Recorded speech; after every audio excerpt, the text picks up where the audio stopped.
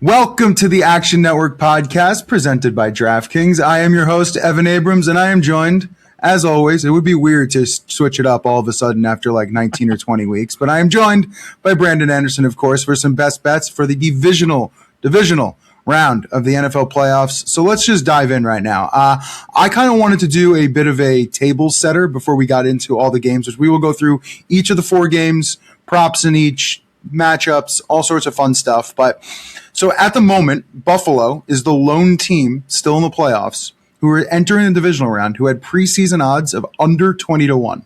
Philly's gone.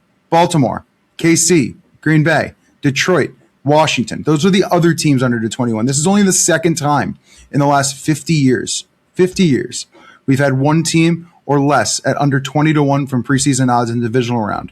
The other was 2019 when it was the Chiefs, who made it all the way to the Super Bowl and won it, who beat San Francisco. So we will see if the Buffalo Bills, yes, the Buffalo Bills, can finally get it done. And history in terms of 1 year says they will. But I think that is a good table setter in terms of just the teams that have made it here, the teams who we thought would probably make it here who aren't, and kind of the matchups we have, because pretty fascinating that, Denver the 1 seed, Seattle the 1 seed, and Seattle does get San Francisco, which they're familiar to, but that Buffalo-Denver line kind of ping-pong back and forth.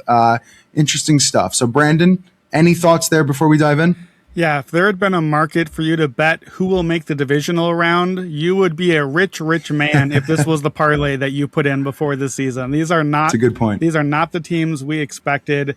And frankly, especially what's interesting this week to me is these are not the home teams that we expected. Even the Bills, who you mentioned, on the road this week. We got the Rams on the road but favored this week. What's weird to me is we have the best teams. By my power ratings, the best teams really are still in the playoffs. They're mostly on the road, though, this round. Seattle, the one exception. But to me, we have this round 4 home games, obviously. 3 of the 4 hosts are not in the top 8 of my power ratings. They're the 3 right outside that. So it sets up for some very interesting matchups where typically this round, you get the rested 1 seed. Usually, for most years, we'd have the rested top 2 seeds. Usually, your home teams are big favorites, and we're looking at 7-point lines, 10-point lines, really big spreads, trying to talk yourself into that long number, and a lot of trends telling you really need to do that. Well, a lot different sort of games this year and a lot more toss-up looking stuff, so we will get into the matchup and analysis on each, where normally it's like, last year, Washington playing Detroit. It's like, well, Washington kind of stinks. Detroit's been killing everyone. What's the case for Washington? Well, it turned out there was a pretty good one, but normally those are the sort of games we get. These games, other than the Seattle game, we're getting a lot of toss-up looking games, which is very odd for this year. Yeah, you're really only saying, how can I make the case for San Francisco? Other than that, really take your pick. All right, so if you'd like to tail some of the bets we're about to discuss, find the quick slip link in the podcast and video description or visit actionnetwork.com/bet now. Even better, sign up for Action Pro. Action Pro users get real-time alerts as soon as experts like Stuckey, Brandon, Chris Raybon all track their picks in the Action app. You'll also get real-time money percentages to see where the smart money is flowing and access to our NFL player prop projections powered by, of course, Sean Kerner. Just go to actionnetwork.com/pro to get started. Use promo code POD20, POD20 for $20 off an annual subscription. That is promo code POD20, POD20, $20 off. actionnetwork.com/pro. All right, let's roll. Buffalo, Denver. So, of course, as famously we've been talking about, I feel like on the internet for a while now, Buffalo opened this game as a road favorite of about a point and a half. It is now, as of this recording, Denver minus 1.5. Total about 46 still in some of those, which is kind of nice. I've seen it coming down a little bit, but I still see some 46s. I'll just toss it to you for most of these at the top, and then we can kind of get into a conversation. What is your table set here? Like, what are you looking at first when you see Buffalo and Denver? Yeah, I'm coming out firing today on the podcast. This is the first game, so I didn't put this at the top for that reason. But, Evan, I'm putting the Denver Broncos on fraud watch. And I guess we've kind of put them on fraud watch all season as we've talked about them on Sunday nights. But I think we are thinking about this team all wrong. From week 11 forward, the Broncos are much better offensively than we collectively are giving them credit for, but also a lot worse defensively. There's a lot of talk right now about Seattle, Houston, Denver. These three teams as juggernaut defense, and is there just enough offense? That's really not what Denver's profile has been, and it's both directions. The offense has been a little better than both Seattle and Houston, but the defense has been worse by a lot. So here are the numbers. The pass defense, even once Surtain came back, has been all over the map. They've had a couple of good weeks. They've had a couple of really bad weeks. They've been down. They're the 18th ranked defense by DVOA since week 11 forward, not counting week 18 when they played against the backup. So that's league average. And if you go first 9 games, back 9 games, Denver was 6th against the pass, 3rd against the run. That's the profile we think of with Denver. First 9 games. Back 9 games, 13th against the pass, 15th against the run. That's an average defense. It's not a bad one, but it's not this juggernaut defense that we're giving credit for. And if you look back last season, they had the same sort of downturn late in the year. Week 11 forward, they dropped to 14th in DVOA. This was a big point I made in Denver last year in the playoffs. And part of that is that this defense fades facing top offenses. If you look at the last 2 years when they face a top 12 offense, Denver allows just under 28 points a game against those teams. Now look, everyone allows more points to better offenses, but not Houston, not Seattle. They're not that sort of defense. By the numbers, Evan, actually Buffalo has the better defense in this matchup by DVOA since week 11. Now, I'm not going to go that far. I think that's a little bit crazy, but they're closer than you think. And if they are, then that changes a lot how you think about this one. We've talked about a couple of these other things. Denver has trailed in all but 2 wins this season. They have a lot of one-score wins. If you flip their one-score results, which we know historically are pretty coin flippy, Denver would be 5-12 this season. Not the 1 seed, not a playoff team, last in the AFC instead. Bo Nix against winning teams that score over 17 points, 1-8 straight up in his career. Sean Payton, for all the rep he has, he's lost 4 of his last 5 playoff games. The 1 win was Matt Nagy and Mitch Trubisky, 8-8 in the COVID season. 3 losses as home favorites. And here's the last one on Fraud Watch. The last 2 seasons, the Denver Broncos have had 8 games against a top 10 DVOA team. The Bills are number 8, by the way. In those 8 games, Denver is 1-7 straight up with a minus 83 point differential. I'm putting the Denver on Fraud Watch right off the bat. I'm curious what you think before I get into the matchups. Yeah, I mean, I think some of those numbers in terms of their defense, at least recently, is a little surprising. I do think Buffalo is a little bit of a difficult matchup for them just because of, Surtain usually trying to cover their number 1 wide receiver, which Buffalo doesn't really have any type of number 1 wide receiver. Like you could cover Shakir, but other than that, it's kind of whoever's out there. Josh does his thing. So it's a bit of a different, I think, defensive philosophy they're going to have to try to have in this game. So I think off the bat, it's an intriguing matchup just because you can say you like Denver for a number of different areas, but really Buffalo is just Superman. It's like, does he have enough? He did last week against Jacksonville. This week, you've got a ton of people on this team kind of like the Jaguars, don't have a ton of playoff experience. Yes, the team's good. Yes, they've performed well, but I think some of that comes into it. Also, we've been talking Fraud Watch all year just because Denver kind of fails to cover a lot of their games. I mean, 7-10 against the spread this season, which off of a bye with a 7-10 ATS record, really only done, I believe, 3rd time since 1990. So it's just, this really, really doesn't happen often where you have this team who has been kind of inflated in some of these numbers in this position, and now the number doesn't matter. I mean, you're just asking Denver to win the game, which it kind of puts that other one into perspective. I mean, the last team to walk into the playoffs with that bad of an ATS record with the bye were the Chiefs, and they won the Super Bowl. So I think it really just depends on how you look at it. It's a little dangerous. Yeah, it's definitely dangerous. And look, you and I have talked about Denver being a bit fraudy all season. A lot of folks have been waiting all year to fade Denver in this spot as the 1 seed, as the favorite. But is this the spot to fade them? Buffalo has a ton of injuries. They're down to just whoever they can find off the street at receiver. They're missing some defensive guys potentially, although Ed Oliver practicing would be a big return for them, offset some of those defensive injuries. Josh Allen, he's playing hurt. It seems he's going to play through, but we saw him hit the medical tent like 3 times in the first half last week. We've talked about Buffalo on the road not being good. My numbers make Denver -1. My numbers basically say this line is about what it should be. But then I'm going to get into the matchup stuff. And you mentioned Josh being Superman.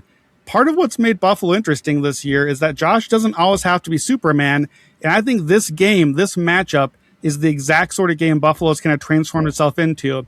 I think the Bills are going to power run on this Denver defense.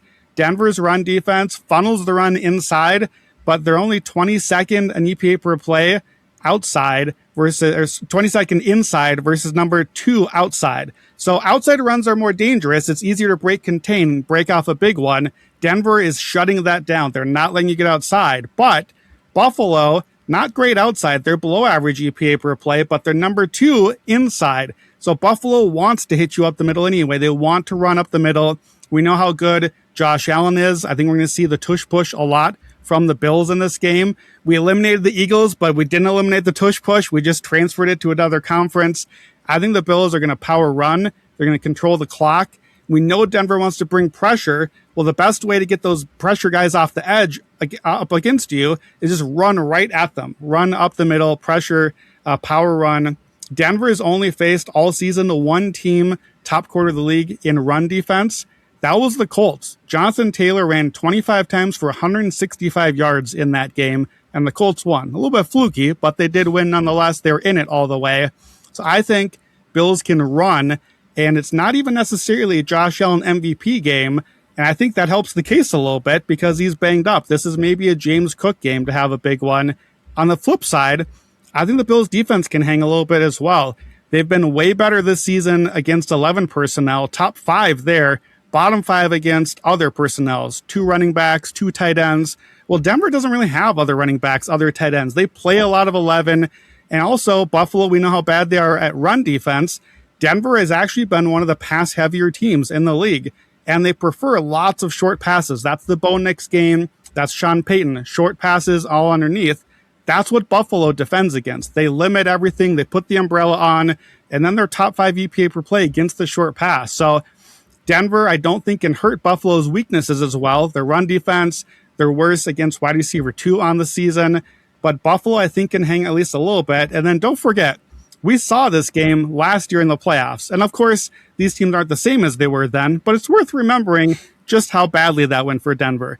They hit the early bomb, touchdown, and then they gave up 31 straight, 31-7.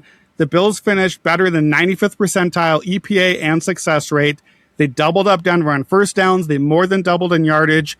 They had 42 minutes of possession, 31 extra plays in that game, and James Cook ran 120 yards for a score in that game. And so I think that's the script here, is Buffalo dominating, winning the way they did last year. Probably a better Denver team and a worse Buffalo team, but 31-7 leaves a lot of margin for error there. So you can probably tell the direction I'm heading here. In the divisional round, you fade the big favorites. That's what the trends say. I know you have a lot of those trends in your column saying that. Here are a couple that I had. The 1 seed after a bye, 15-29-1 ATS, 34% cover rate, including when that 1 seed is a 6-point favorite or anything worse than that. So a short favorite or even an underdog, that 1 seed is only 3-10 ATS the last couple decades, 6-7 straight up. Not a good spot for Denver here. And division round favorites that have won over 75% of their games, like Denver, 34% ATS. That one you're going to hear come up in a few of these games here. So at the end of the day, I said all the power run stuff, but we haven't said much about the quarterbacks.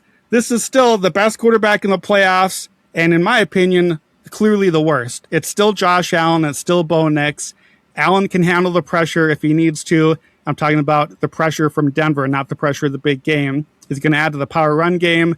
I think, too, McDermott's defense was really good against Jacksonville last week. A tough matchup. I thought he disguised coverage as well. And I think Buffalo's going to play a lot of zone. Bo Nix has been way worse against zone this year and over his career. So that's a big problem, too. And here are a couple Josh Allen stats that really hammer home for me. Josh Allen, anything under a field goal favorite for his career, 64% ATS. When he's not a big favorite, you just trust Josh to get it done. And then you had this in your column. Josh Allen against an opponent that allows 20 points a game or less in his career, 29-10-1 ATS, 74% cover rate, covering by over a touchdown per game. Best quarterback in our system, as you noted, better even than Tom Brady, who's second best there. Here's how I translate that. I don't care how good your defense is. I'm Josh Allen. We're still going to score some points. You're holding people under 20. Not me. I'm Josh Allen. We're going to get a few points. And now, if you combine those two stats, Josh against a defense that allows 20 points a game or less, when he is under a field goal favorite, listen to this number, 19-3-1 against the spread. He's won 14 of the last 16 outright. Close your ears, Bills fans. Chiefs lost twice in the playoffs. That's it. So unless you're Mahomes and the Chiefs, that's the only way to beat Josh Allen and the Bills in the spot. And by the way, that trend I just said, that's going to apply next round against another great defense, and it'll apply against Seattle in the Super Bowl too. So a little hope for Bills fans. It's a lot of information. Here's my bet. Bills money line, -102, or best number you can find. Last year, I was all in Bills, Broncos. We hit all 7.5, all the way up to -23.5 at 5-1. Let's run it back. We're on fraud watch. Here's how we're doing it. Bills team total over 23.5 at DraftKings. That has hit 9 of the last 10 Josh Allen playoff games. He's averaging almost 30 points a game in those. He's hit 27 or better in 8 of those 10. We'll play 27 or better as well at 2-1. If you like the Bills to score a lot here, and we'll get to Rams-Bears later, in between those two games are 2 unders, I think, 2 low-scoring games. So I like Bills 8-1 to be the highest-scoring team this weekend. If they go high here, and if that cold weather compresses Rams-Bears a little bit, the Bills should be alive. And then last alt here, got to play the alt lines if Denver can't score either. Buffalo, 8 of their 13 wins by a touchdown or better, over half by double digits. Here are the numbers. Bills -5.5, +225. Bills by 10 or more, +450. Bills by 17 or more, +900. I'm out on the Broncos. I'm in on the Bills, and it's not just Josh. It's the power run. Denver's on fraud watch. We're playing it every way we can. Yeah, I'll give you some updated percentages right now in terms of the markets that we see, because it's kind of intriguing. So we talked about the basically 3-point move in Denver's direction, but Buffalo seems to be getting all the action. So it's a bit of a interesting move nonetheless in terms of Buffalo getting like 63% of the tickets and 65% of the money at the moment.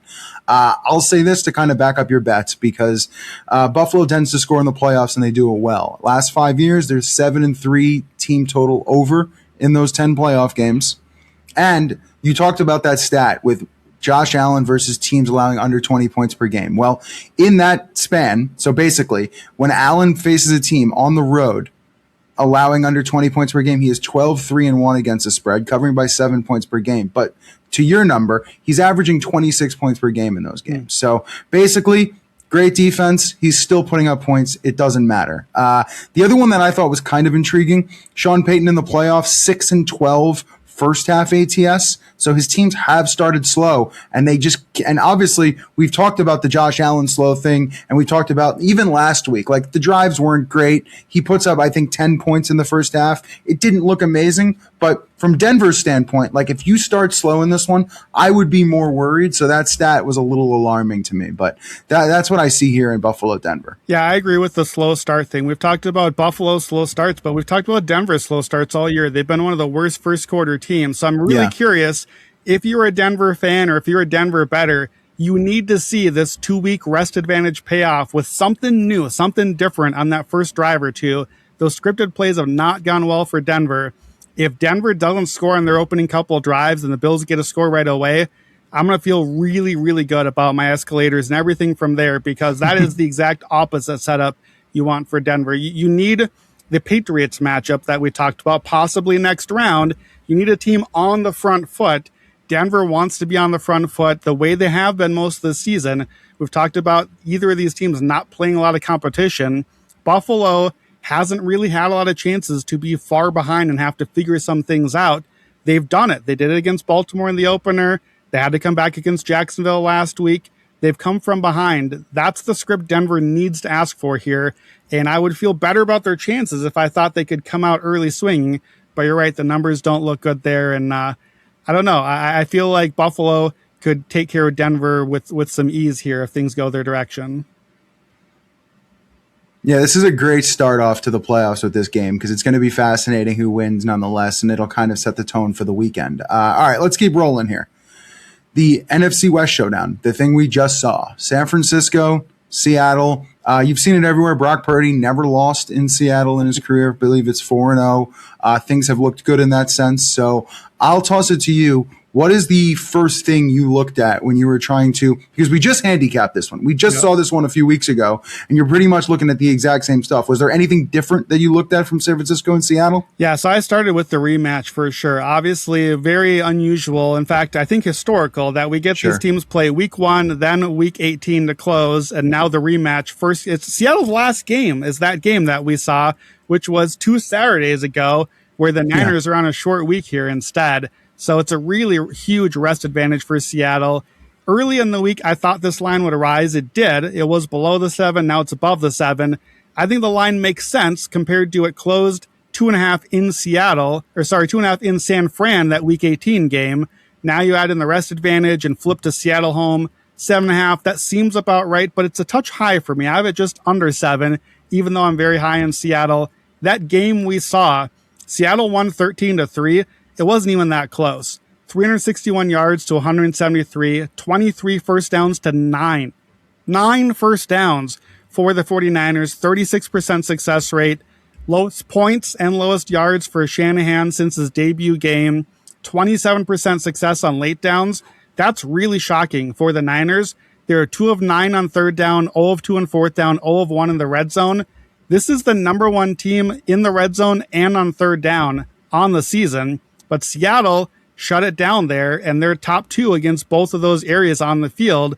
And that has been the trend for the Niners, is kind of what we saw in that game. Since Purdy returned from injury, 8 games now for the Niners. 4 of them have been against the defense 20th or worse. Those games average almost 70 points a game in them, and the Niners are scoring a lot of them, 54% success rate.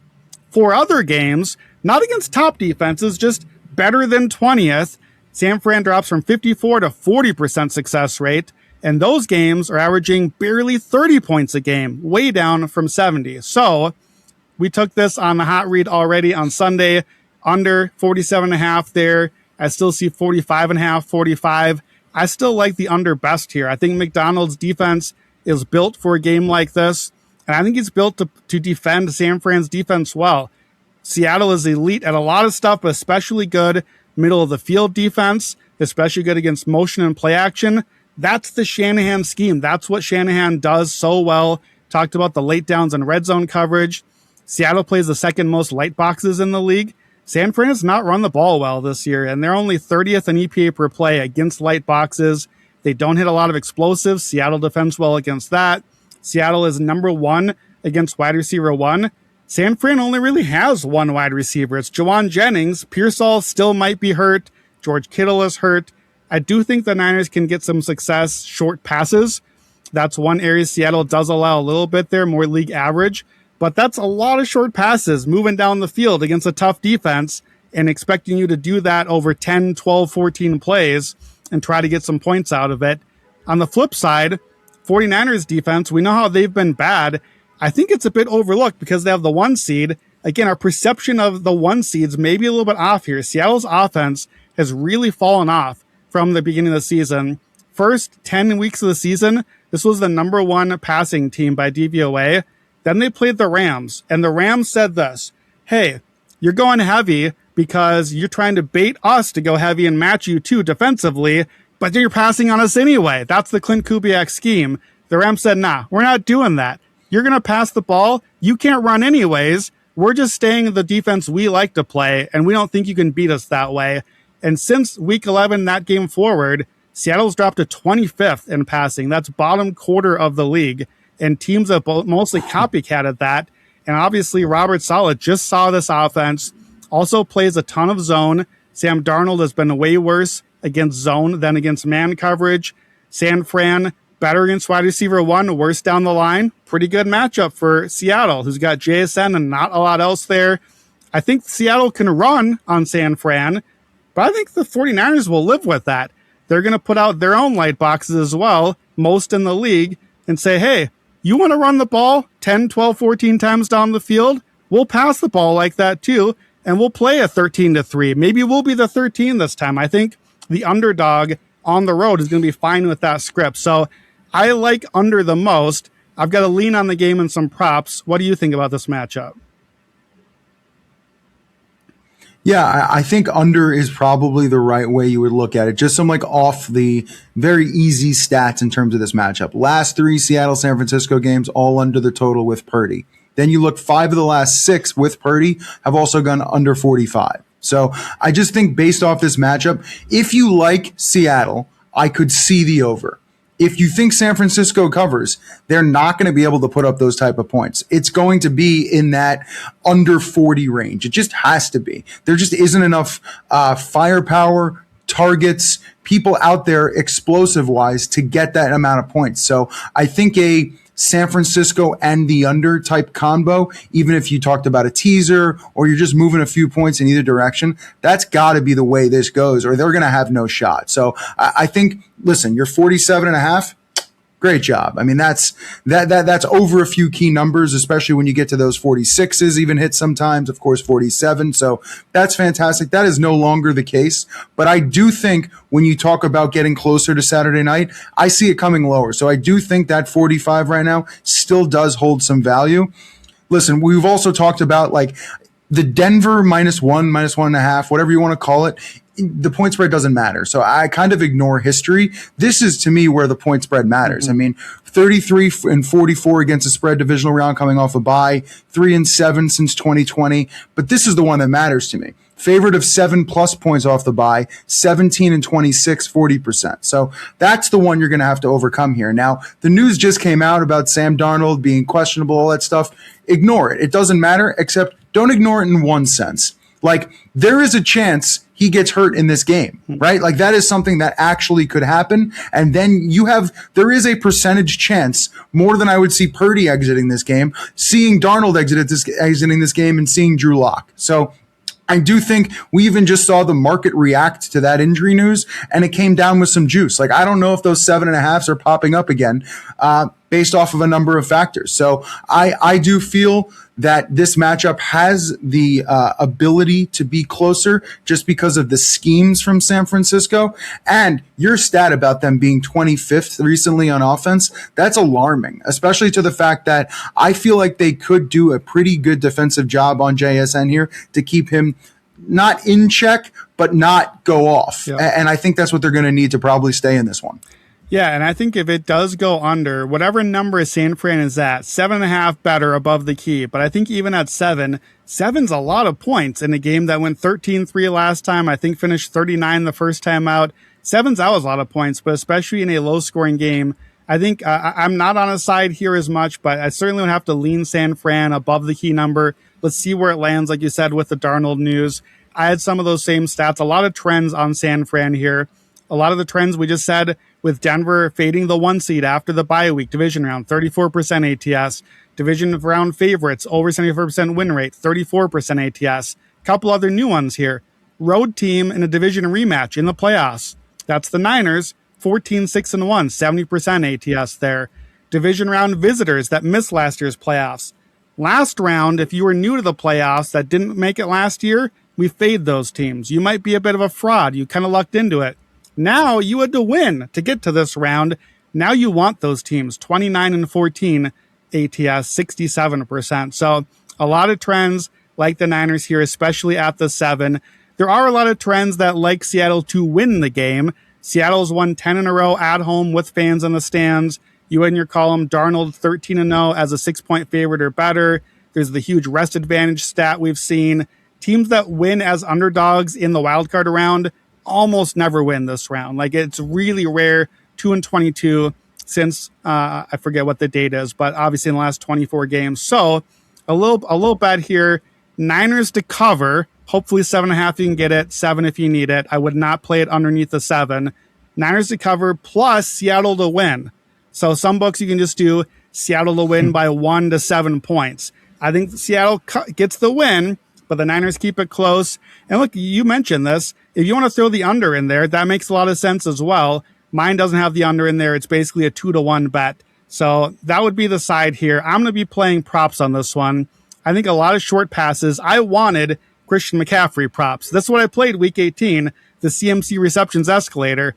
apparently books were like, everybody wants that. You can't play it. Good luck. So Seattle allows the most running back receptions. We hit it in week 18. CMC, when Kittle is playing 50% snaps or less, over 9 targets a game, but the lines are nuked. I can't find any value there. You got to play like 10 receptions to get anything out of it. So I'm going to go with a couple other guys here.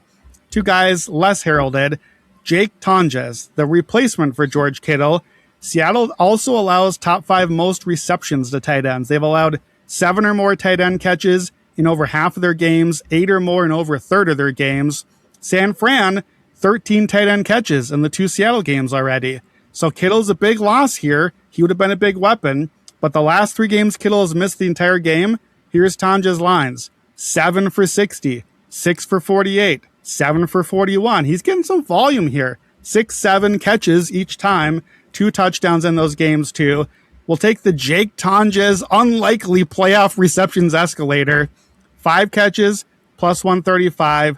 6 at plus 257. I'll actually put more of my bet on there than on the 5. That's at DraftKings. That's what he's hit in these games. And then 7 is just over 5-1. That's Jake Tonjes. Then last one on the other side, Kenneth Walker. The Niners allow the second most running back receptions behind only Seattle. They've allowed 19 running backs this year to have at least 3 catches, more than 1 per game, 9 of them with 4 or more catches. Kenneth Walker, I don't really think is that good of a receiver, but last 8 games, he's averaging 2.5 catches for 25 yards. Now, it's not much, but before that, he was averaging 1.2 catches for 9 yards. It's a huge jump. That's 20 catches in those 8 games. That's as many as Charbonnet has the entire season. And he's had 3 catches or more 6 times, including both Niners games. So not quite as aggressive here because I don't really think this is a huge matchup angle or even a Kenneth Walker strength. But 3 catches is plus 190. He's hit that both Niners matchups. I have to like that one. Just a little nibble on 4 catches at plus 525. And if it is this kind of slog under type game, hopefully get lots of short passes, lots of dump off type stuff. Hopefully it goes to Tonjes and Kenneth Walker, and we kind of scrape across a few props here. Would you have considered maybe juicing those Kenneth Walker reception props with McCaffrey? Like you could do 5, you could do 6. Like the McCaffrey stuff juiced out of out of this world, and you probably don't do it solo. But if you think it's going to hit, it could be a nice marriage, assuming both these teams allow a ton of to running backs. Like it could be something where you just touch both of them. But was that considered at all? I couldn't find a value on a McCaffrey line, so I don't mind. I would not juice the Tonjes ones because you're hoping the Tonjes short passes probably come at the cost of McCaffrey short passes. I don't mind playing a little bit with Walker if you're trying to kind of put together. I don't mind playing that with the under because I think that kind of fits the script. I don't mind playing San Fran covering. I think that fits the script. So if you want to kind of juice the lines a little bit, I don't mind throwing some McCaffrey stock in there.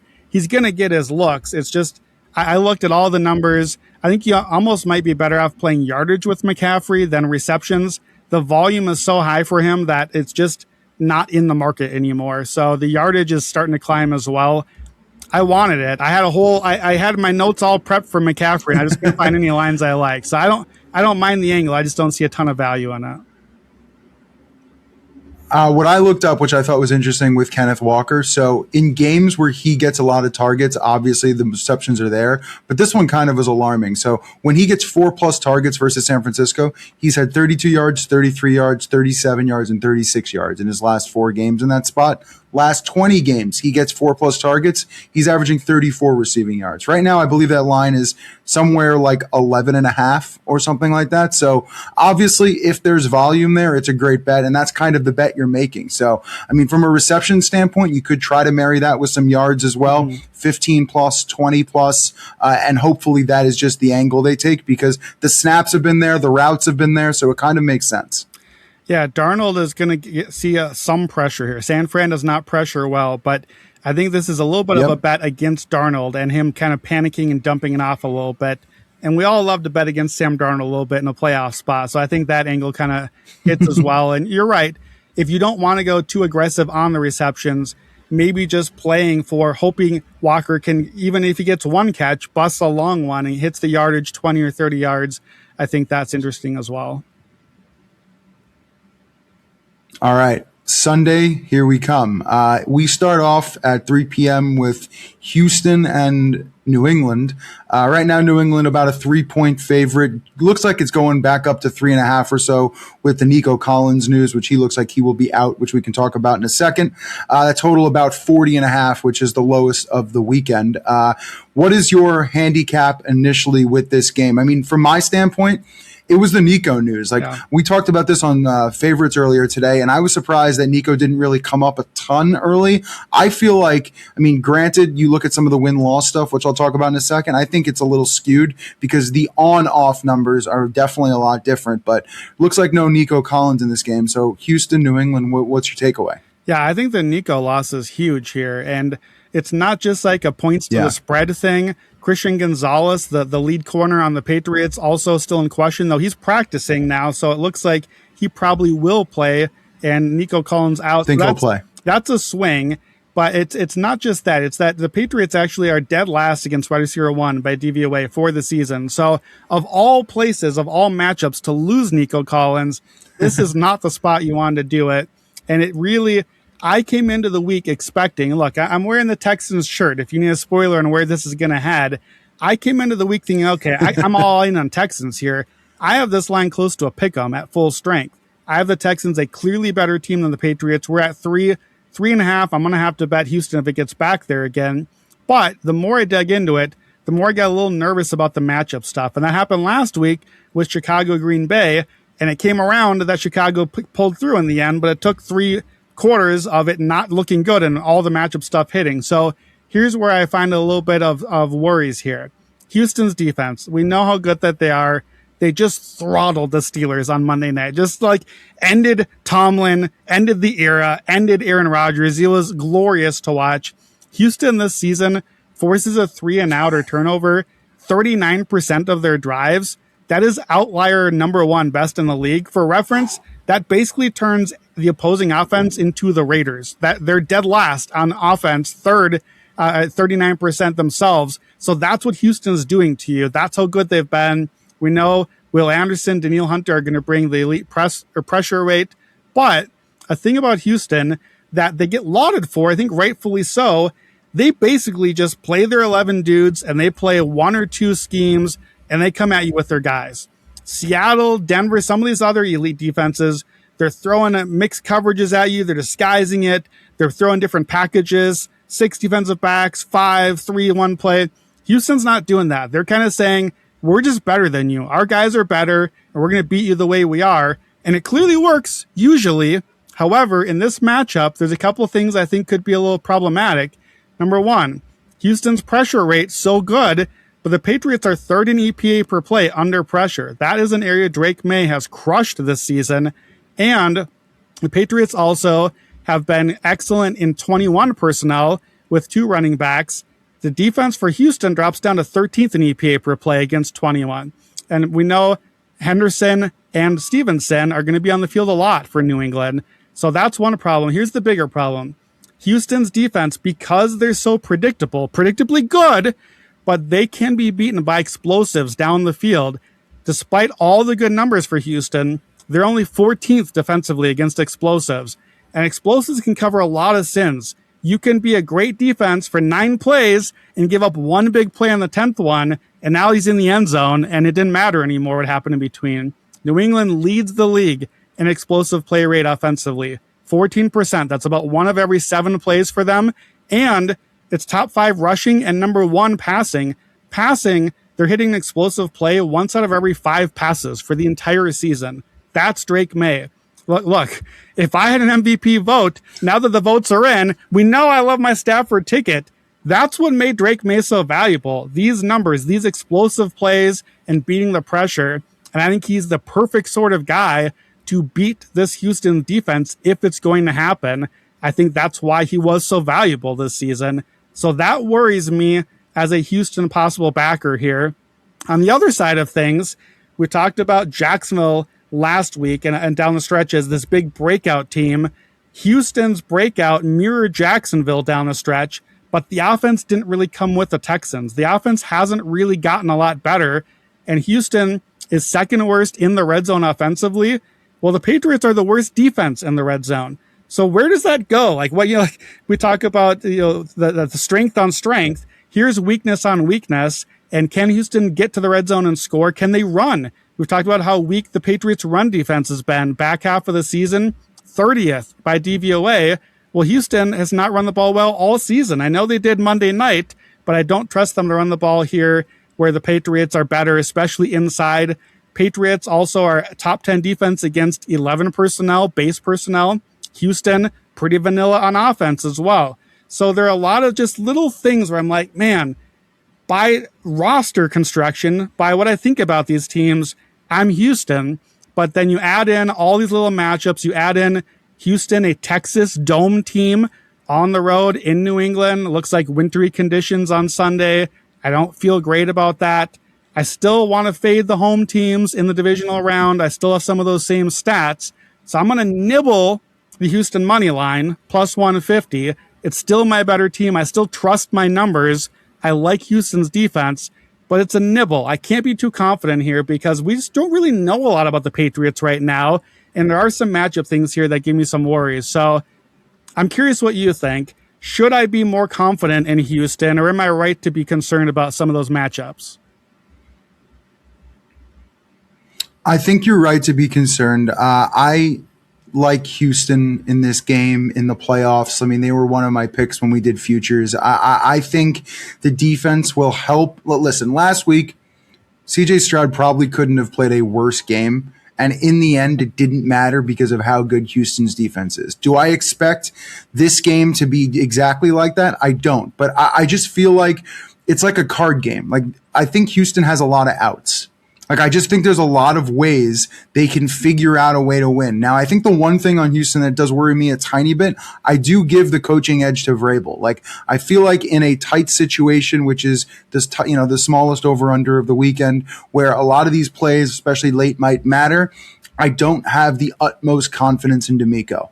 I kind of feel like in those situations, he could let us down. But overall, I'm betting on what I believe is probably the best unit in the playoffs, which is their defense, figuring out a way to contain Drake May in this game. Now, you're going to talk about some Drake May stats and some props you like on him, but I found it interesting that the Texans did face Drake May once. They played him last year in week 6, a 41-21 win, but what I took out of it, May threw 2 interceptions, one of his 2 career games with multiple picks.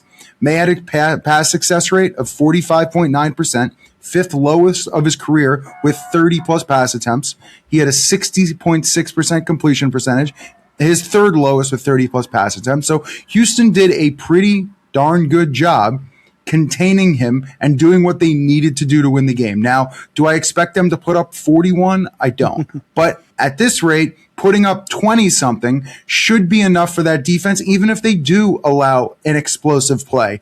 Assuming even if that explosive play goes for a touchdown, I'm not so worried about it. Do I expect if they allow multiple explosive plays, then you start to get worried. But I feel like a play or two is still enough where you talk about 3 and outs, you talk about turnovers. There's going to be some chaos in this game from Houston's side, and I think that's what you're banking on. And also, if you're talking about just the spread here, you're getting a field goal or even 3.5 in this game. So to me, that if you like Houston, that is the difference in this one.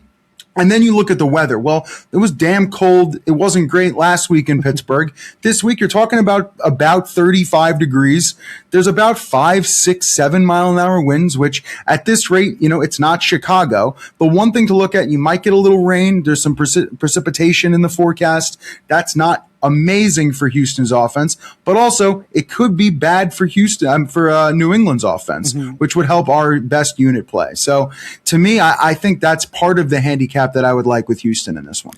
Yeah, and I'll certainly feel better, like you said, if it's the 3.5, and that had disappeared when I was getting ready for this, but it makes sense that it's moving back that way with the Nico news likely being out here.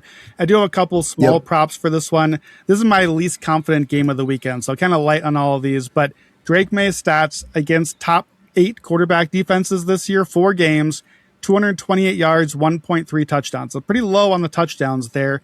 And it's almost identical to Houston's 6 games against a top 10 passing DVOA offense.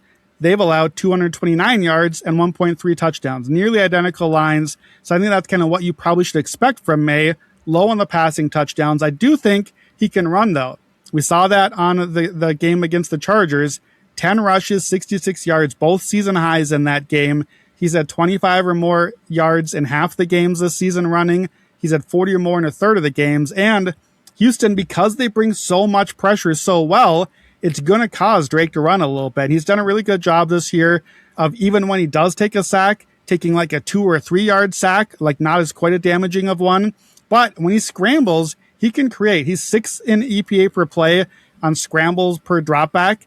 Houston is 31st in that stat. They're getting so well up the field pressuring that there's nobody there to contain the quarterback. And 1 or 2 big plays by May with his legs would not surprise me here either. So I got creative here.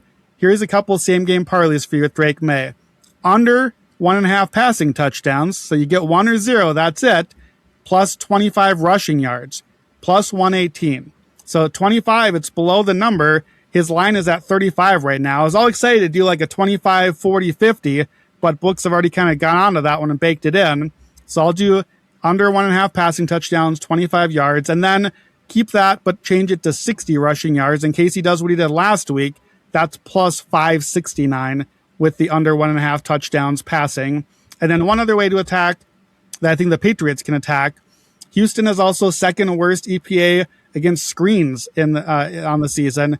Patriots are top 6 on screen plays themselves. Now, who's the screen guy for the Patriots? I don't know if there's a guy. The numbers suggest it might be Ramondre Stevenson, even though it doesn't make a lot of sense. Last 6 games, 3 catches for 38 yards a game for him. He's had 3 or more catches in 4 of the 6. He's had at least 22 yards receiving in all of them. And a lot of it's been yak. 61% of his season yak has come just in these 6 games. And if you're wondering about Trevion, he's only down to about 8 receiving snaps a game the last 5 weeks. Ramondre's at 22. So I think Stevenson has kind of quietly become the receiving back here. And the line for him is just 19.5 receiving yards. Again, he's gone over that 6 straight games. So we'll start with there. And in that stretch, he's had a 40, he's had a 55, and he's had a 75. Texans have allowed 36 yards or more to a running back 7 times already. We've seen some long ones. We saw Genty hit a long score against them earlier this season. I think, again, that could be a spot where one play, one break contain could get a long one for Stevens. And so 40, 50, and 70 receiving yards on the escalator at 4-1, 675, and 19-1, just nibbling all the way up.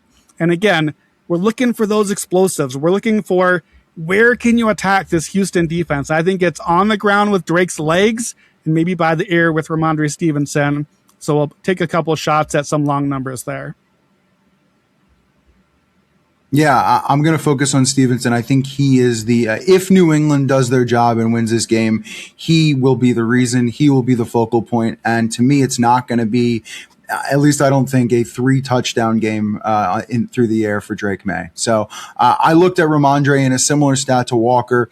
3+ targets for him. He has 27+ receiving yards in 7 straight games. So just give him a little volume and he'll do the job. And you mentioned Ramondre Stevenson versus Travion Henderson. Well, since they're bye, here are these snaps in terms of routes for both these players. 23-8, 13-0, 19-0, 34-5, 19-8. And that's all in favor of Ramondre. So obviously at this point, and I think for most of the season, if you've had Henderson in fantasy, he's been in the doghouse. He is not getting anywhere near what I think people thought he would this year. And Ramondre is still the dark horse and still the man and still the guy who does all the work for them. So to me, whether it's a touchdown or receiving yards or, there's a lot of different ways I would play him. But to me, in this type of weather format, I think he's going to be the man on the ground. And I'll leave you with what I teased at the beginning. It is intriguing with the Nico stat that last 3 seasons, Nico's missed 9 games. Houston is 6-3 in those games. So,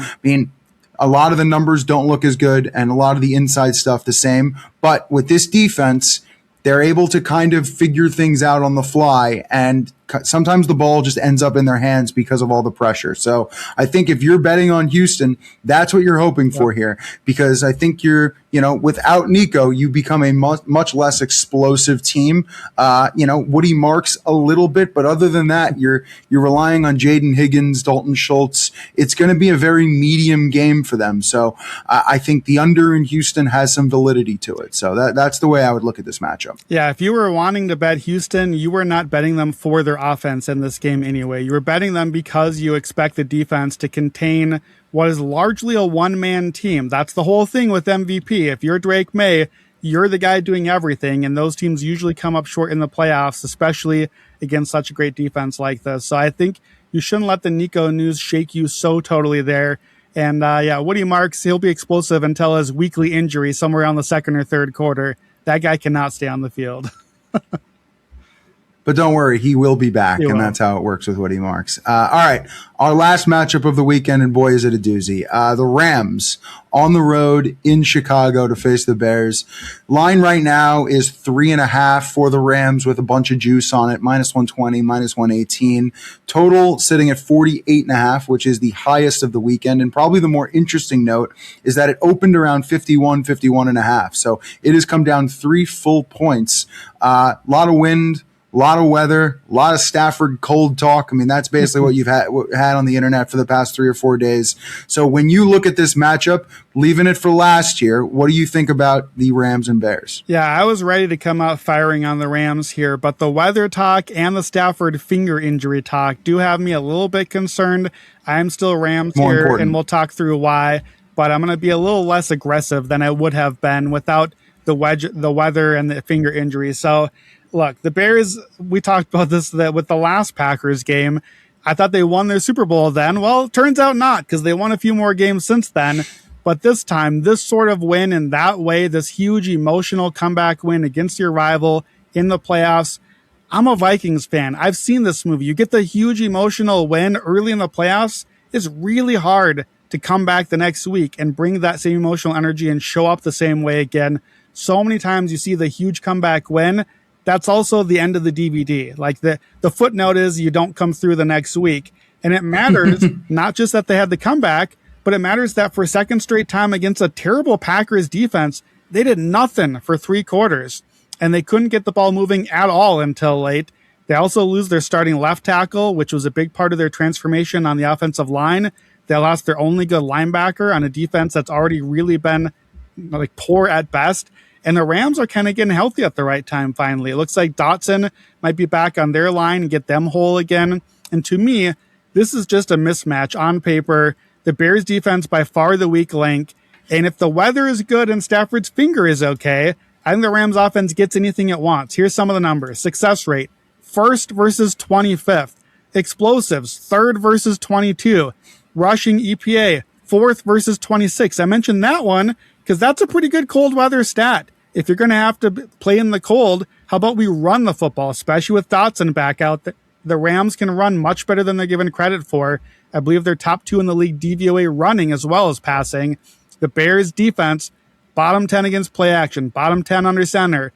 That's the Rams, number 1 most in both of those. They're also 3rd worst at allowing middle of the field, where the Rams have gotten much better attacking this season. They're also terrible at outside runs, where the Rams are number 1. Blake Corum especially. I think it could be a good Corum game. He's run really well outside of the tackles.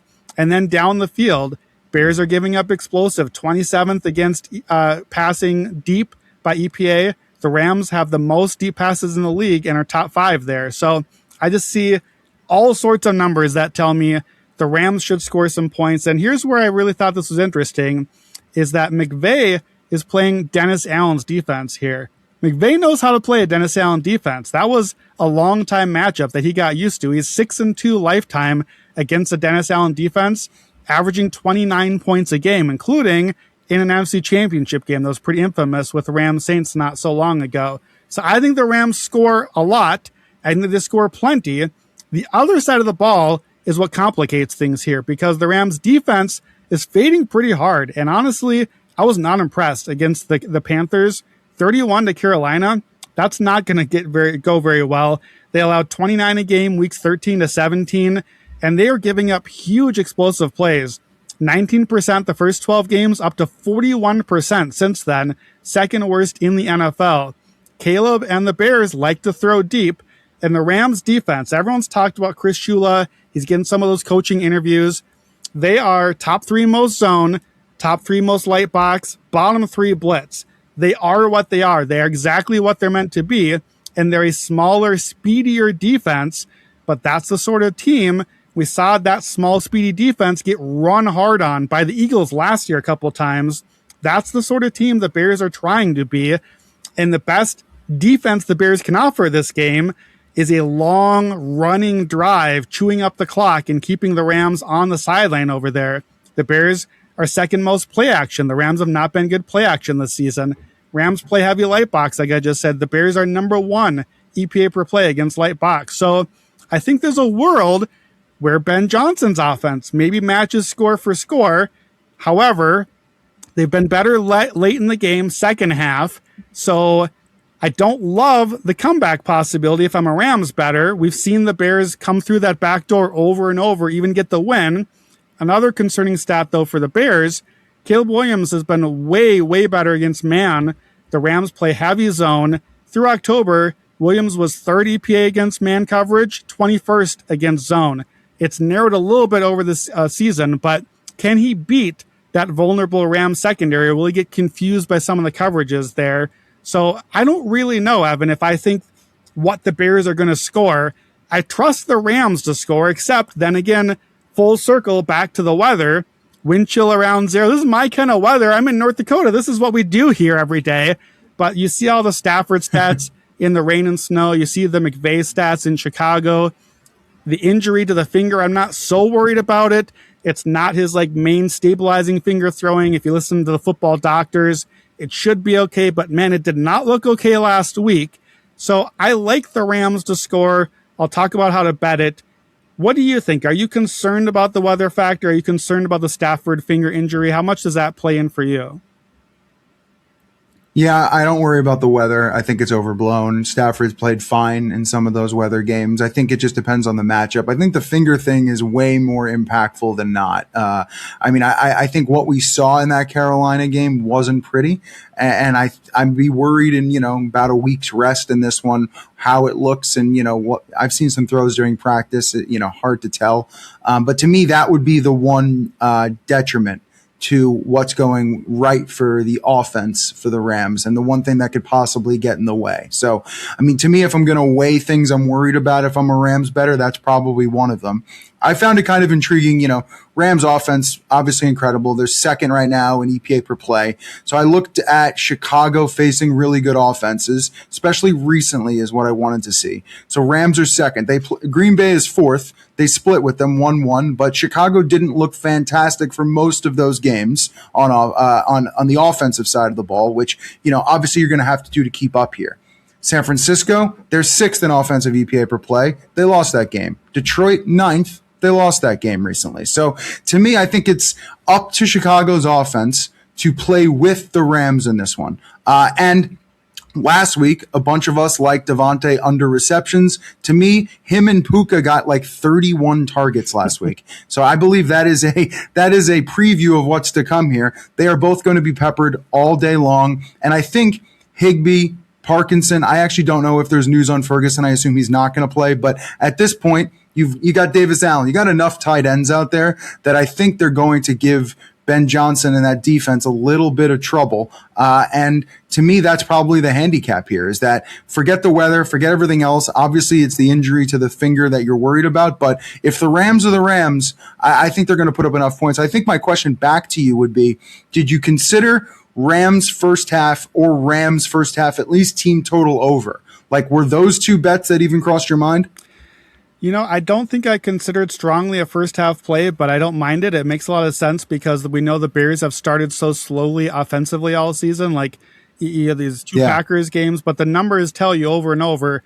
We've played Bears second halves a few times this season and trusted their offense late in the game. So I don't mind that. To me, I kind of just want volume. I think if I'm right that the Rams are going to score points, then I think I just want all 60 minutes. I think I just want enough chances to say, okay, sure, Stafford got a pass tipped and we lost one of the drives, something like we know Chicago, how good they've been at forcing kind of wonky turnovers. So I think I prefer a full game.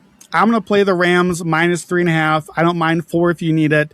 They've covered that line in all but one win until last week. So they're usually not winning super close games. If you like it, I like the team total here, 26.5. I think it kind of works as a proxy for a Rams money line. So it might even be better than the spread. Forget the key number there. Over 26.5. The Rams have hit that 12 of 18 games this season, and they had a 26 in there. So 13 of 18 counting that one. And when they score 27 or more, they're 10-2. They're only 3-3 without that. So I think 27 in a game against a good offense with your defense faltering, you're probably going to need to get to some total like that one. Chicago's allowed 27 or more 8 times already. They've allowed that many all but one of their loss. So it's like a proxy for a Bears loss and a proxy for a Rams win, but you're getting a money line price at a discount here effectively. So I like the over team total 26.5, and then I'll do a little escalator on there because I'm going to avoid the spread. I don't want to mess with the back door. I don't want to get Chicago pushing in late. We've seen that too many times. Over 33.5 plus 330. The Rams have scored 33 or more 10 times, 9 of their 13 wins. So I like that number as a possibility. And then the Rams have scored 41 3 times. The Bears have allowed 42 3 times already. 40 or more is plus 625.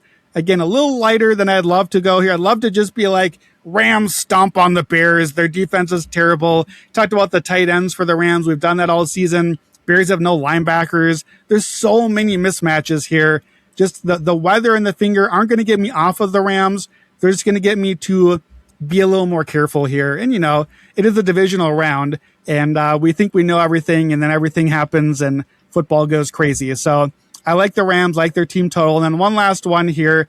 I gave out on the hot read, Rams Seahawks moneyline parlay.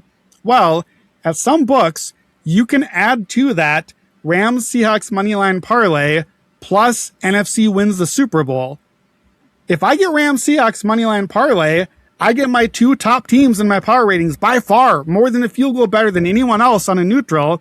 I'm guaranteed a team I like in the Super Bowl, and I get that at plus 213 instead of just plus 100 on the hot read. I'm going to like the NFC team in the Super Bowl, so I'm going to like to add that one in as well. So a little bonus future there for you.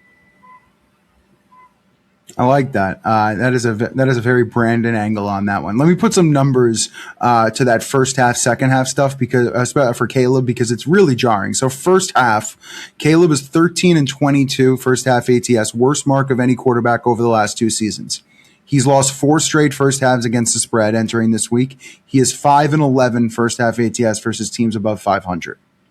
Second half, Caleb is 24-11 second half ATS and 35 career starts. Second best quarterback over the last decade behind Josh Allen.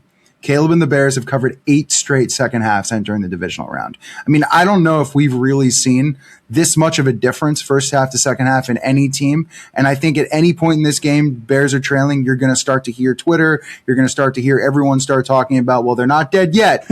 But if they start strong, I think it changes the narrative a little bit. But those numbers are really, really jarring. I think the other angle for Chicago is also the fact a lot of people have talked about the big comebacks. Usually a big comeback in the playoffs usually goes to a letdown since division realignment in 2002.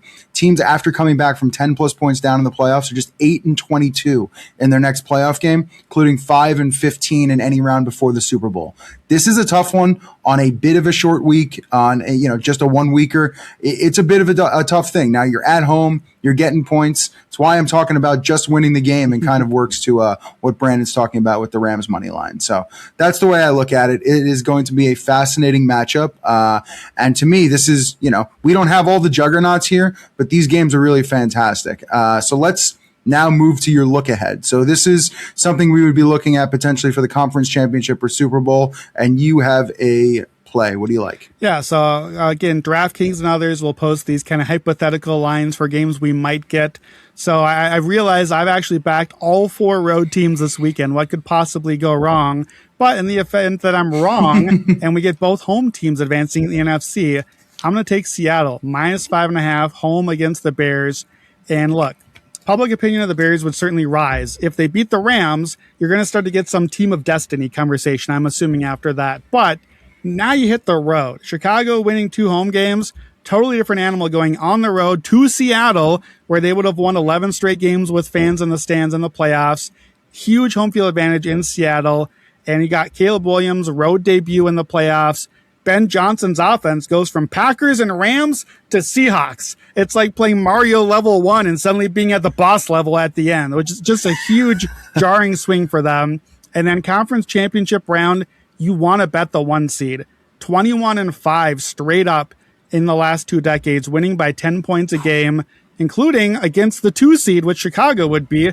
12-3 straight up for the 1 seed by over 10 points a game there as well. And all 3 losses were close, wild finishes there. So the 1 seed really has been in it all the way. That trend would also look pretty good for Broncos home against Patriots. I don't mind that one as well. I make Denver over the 3, but I like Seattle. They've been my top or second in my power rankings all season. It's already 6.5 at DraftKings. 6 has been a key this year as well. I think this one probably pushes closer to 7. So 5.5, I like it. I'll grab it in advance. We've done these the last 2 weeks, and then the game ends up not happening because one of the teams doesn't come through. But that's all right. You just get your money back after that. Then we can cap a different game for next week. So Seahawks minus 5.5, home against the Bears, and a road debut for Caleb in the boss level.